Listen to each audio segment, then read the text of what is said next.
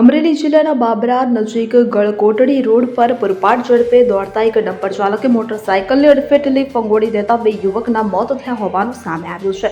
આ બંને યુવાનો રત્ન કલાકાર તરીકે કામ કરતા હોવાનું જાણવા મળી આવ્યું છે. તો બીજી અકસ્માતમાં સર્જી ડમ્પર ચાલક નાસી ગયો હતો. ત્યારે આ જીવલેણ અકસ્માતની ઘટના બાબરા ગળકોટડી રોડ પર 3 કિલોમીટર દૂર વગાવ્યા હનુમાન નજીક પાણી પુરવઠા બોર્ડના સંપ પાસે બની હતી. સમગ્ર જાણકારી અનુસાર અમરેલી જિલ્લાના લાઠી તાલુકાના જાનબાઈની દેરડી ગામનો ભાવેશ શંભુભાઈ કારૈયાળી અને બાબરા તાલુકાના ગળકોટડી ગામનો કિશન અર્જુનભાઈ રાઠોડ ચૌહાણ બાબરા તાલુકાના ગળકોટડી ગામે આવેલા હીરાના એક કારખાનામાં રત્ન કલાકાર તરીકે કામ કરતા હતા અને યુવાનો પોતાનું બાઇક લઈને હીરાના કારખાનાની સરેણ મંજાવવા માટે બાબરા ગયા હતા અને સરેણનું કામ પતાવી બંને બાબરાથી ગળકોટડી તરફ જઈ નીકળ્યા હતા. ત્યારે પાણીના સંપ નજીક અજાણ્યા ડમ્પર ચાલકે અકસ્માત સર્જ્યો હતો. અકસ્માતને પગલે બંને યુવાઓ મોટરસાયકલ સાથે રોડની સાઈડમાં ફંગોળાઈ ગયા હતા અને ગંભીર રીતે ઘાયલ થયા હતા. બંનેને સારવાર અર્થે તાબડતોબ બાબરાના સરકારી દવાખાને ખસેડવામાં આવ્યા હતા, જ્યાં કિશનને મૃત જાહેર કરવામાં આવ્યો હતો. જ્યારે ભાવેશને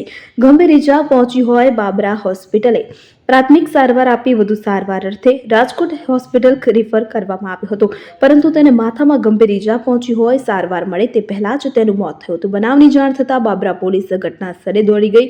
અકસ્માત સર્જી ડમ્પર ચાલક નાસી છૂટ્યો હોય પોલીસે તેની શોધખોળ શરૂ કરી છે.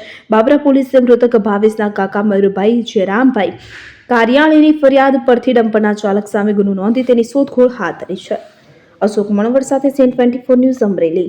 હવે જુઓ દેશ દુનિયાની તમામ ખબરો તમારી આંગળીના ટેરવે. ઉઠાવો મોબાઈલ અને Google Play Store પરથી ડાઉનલોડ કરો અમારી CN24 ન્યૂઝ મોબાઈલ એપ.